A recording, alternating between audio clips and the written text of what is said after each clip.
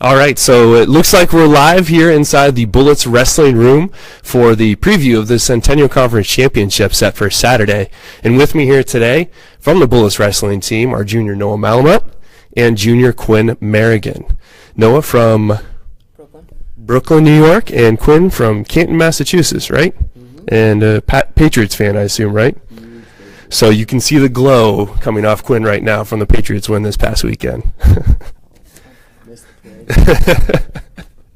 So let's get right to the questions I have for these guys right here. So one of the reasons I picked Quinn and Noah is because of their past performances at Centennials. They both placed last season, Quinn finishing second at 149 and Noah finishing third at 125. Now they've moved on from those weight classes. Noah has bumped up to 133 this season. Quinn has jumped 2 weight classes to 165. So my opening question for you guys, and Noah, we'll start with you. What's it been like this year jumping up to that weight class? What are some of the biggest differences you've seen in the competition this year? Well, obviously being on the lighter side, because I was at the lightest weight class, now second lightest weight class. That weight is more significant for me than a heavier guy. Let's say it's more of a percentage of my weight. So like I really felt it at first. It took time to physically adjust because obviously when you get on the mat, you can really feel like that's a heavier backpack you're wearing when a guy's wrestling you there. So it was a lot to handle at first, but with a lot of lifting, good coaching, changing my style a little bit, slowing it down. I was able to adjust physically, and then also mentally it's important to adjust because if you're going out there thinking you're smaller and weaker than a guy, you're going to wrestle that way. So at first I kind of saw that, and I had really close matches, but lately I've been believing that I'm one of the strongest 33s, and I've been wrestling that way and getting some pins, extra points. So it's been good. Quinn, same question. How about you jumping up to 165 in the top half of that lineup now? Biggest difference is that I eat a lot more. I was cutting a lot of weight to make 49 last year, and I'm eating a lot. Feel stronger, feel quicker. The big difference for me is going from 149 to 165 is I'm faster than everyone at 65, but I'm not as strong as anyone. So like I have to use a lot more of my quickness compared to 49, where I was one of the bigger guys, and now I'm a very small 65, but I love the weight class because I don't really have to cut weight. It's nice. And both these guys have had success this year, of course, combining for about 27 victories. They've sat out a couple tournaments and matches because of injuries, but they're healthy going into this weekend, and that is what is most important. So let's move on to the next question now. Now, as I mentioned, both of these guys have competed in the last 2 Centennial Conference Championships at different weights. Noah, as I said, placed third at 125 last year, and Quinn second at 149.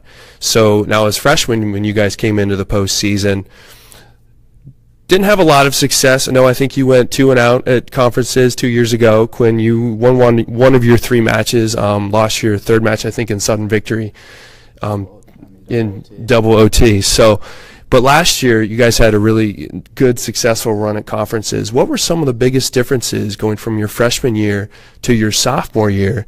And what do you hope are going to be the differences going into your 3rd go-around at conferences? No, I'll start with you.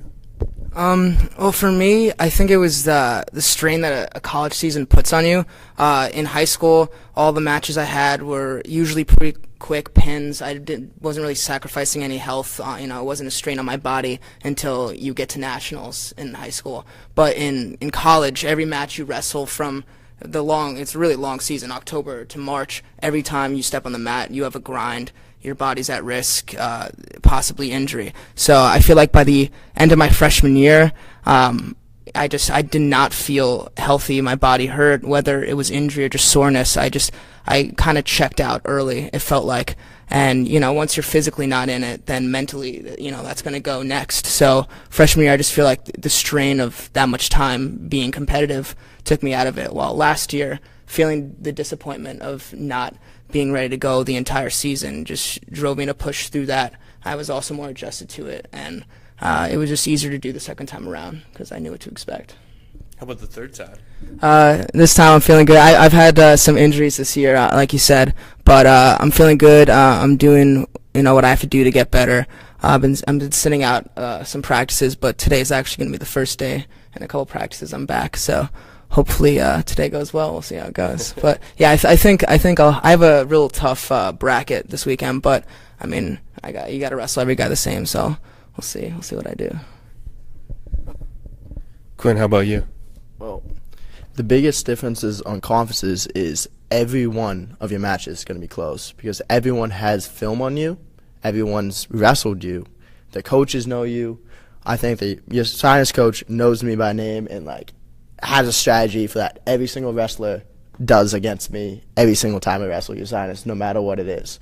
Same with Johns Hopkins. They all have. They know you. Yeah. I've wrestled them for 3 years, and same thing happened to Paul this weekend against your sinus. They knew who Paul was. They knew his wrestling, and they game planned for it. So a big thing about conferences is game planning for your specific people you're going to wrestle, because it's just the film's out there. You just need to study and find ways to beat the guys you wrestle, because you know their styles, and you just need to go out and attack them and do what you do best.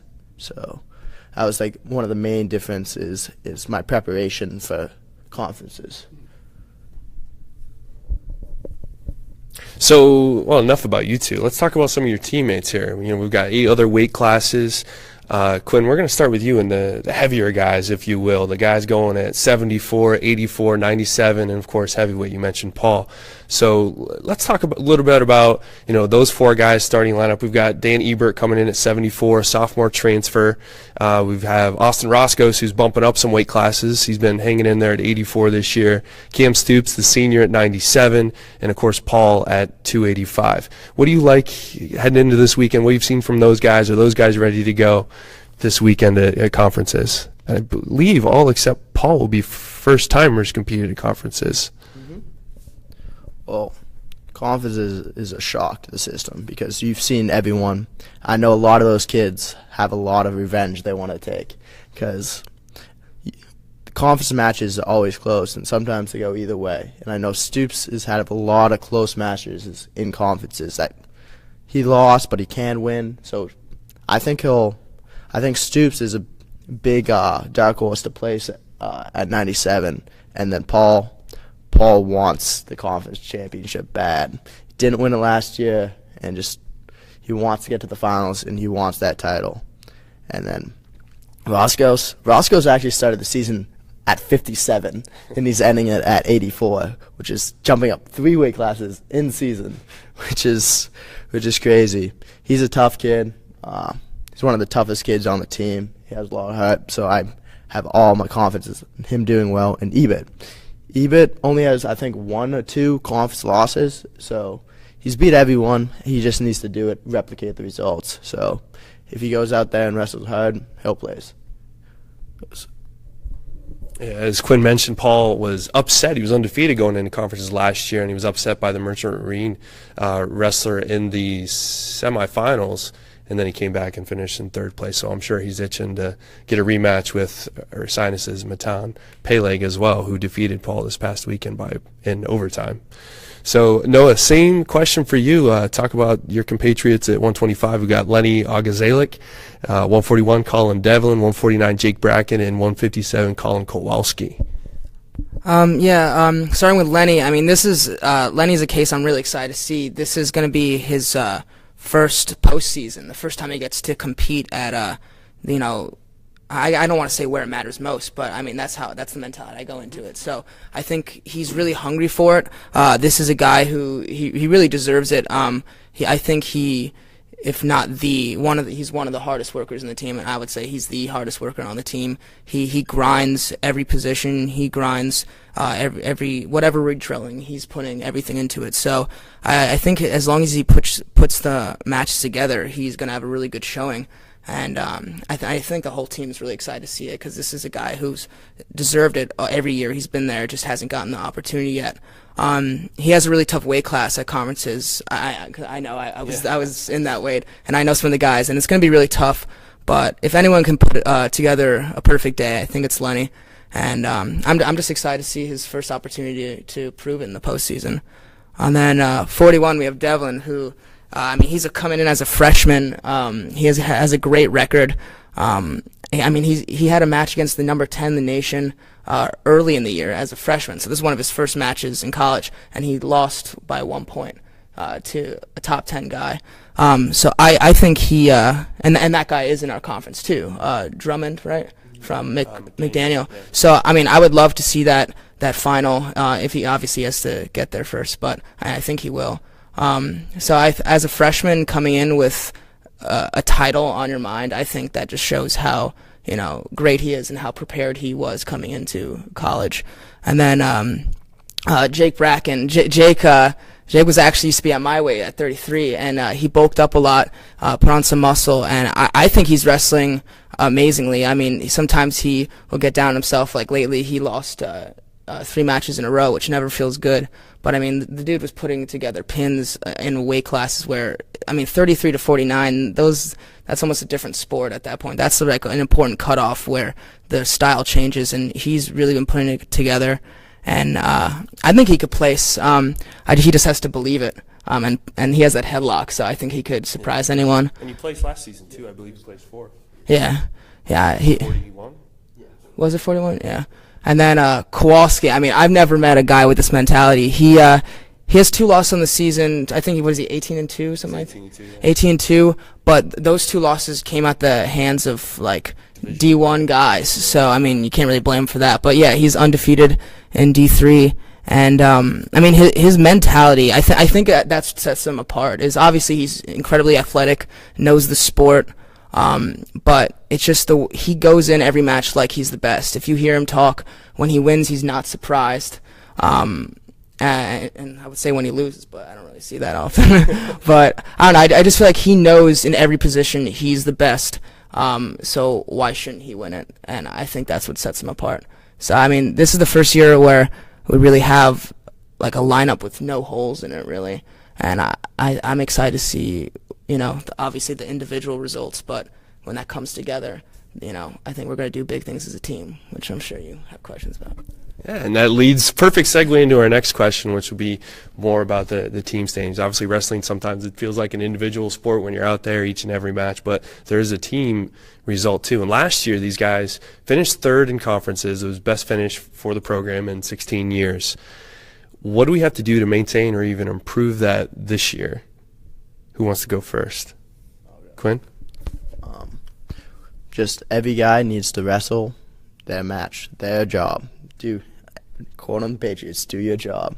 Everyone just if they go out on the match and wrestle their best, we'll do the best as a team. We have a bunch of people that are set up to do really good things at conferences. They just need to take care of business, and that's how we win as a team. Just every person takes care of their business. So.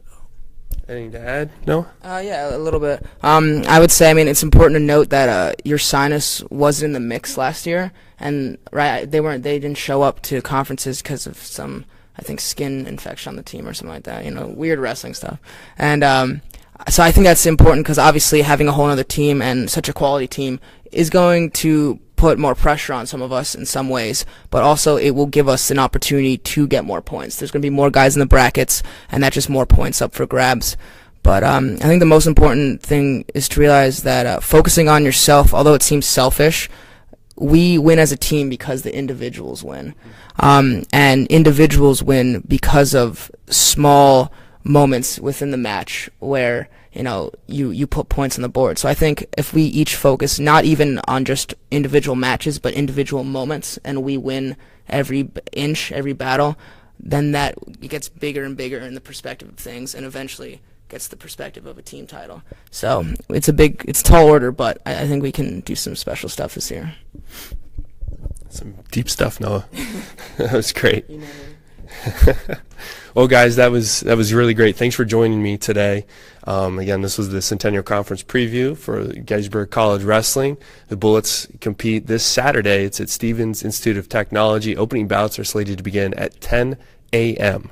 You can catch live video of the championship matches on Stevens' website, and there'll be live results, which will be distributed by Track Wrestling per the usual. We'll have links on GettysburgSports.com for all that information and try to keep you updated on these guys' results throughout the day. So for Noah Malamut, Quinn Merrigan, I'm Corey Jewett. Thank you for tuning in to today's broadcast.